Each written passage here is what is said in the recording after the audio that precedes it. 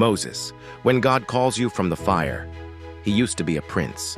Now Moses was a shepherd, living in the wilderness, far from Egypt, far from the pain he caused, far from the future he once imagined. He was 80 years old. With a staff in his hand and a past he tried to bury. But God wasn't done with him. A bush on fire but not consumed. He turned aside to look. And that's when he heard it. "Moses! Moses," he answered, "here I am. I have seen the suffering of my people in Egypt, and I have come down to rescue them." Still, Moses resisted. "But I've never been good with words. I am slow of speech and tongue." And God asked him, "Who made the mouth? Who gives sight or makes blind? Now go, I will help you speak." Finally, Moses said what he truly felt. "Lord, just please send someone else."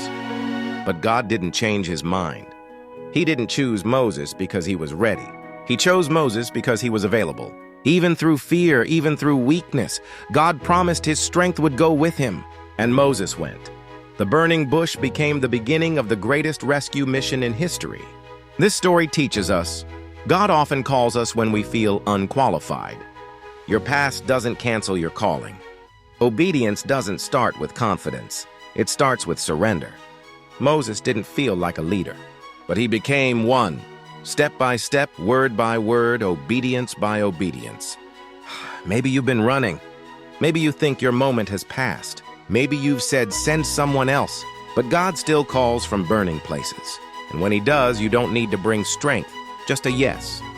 Like this story if you believe God still speaks today. Share it with someone who feels unworthy to be used. Subscribe for more true stories where God uses the unexpected to change the world.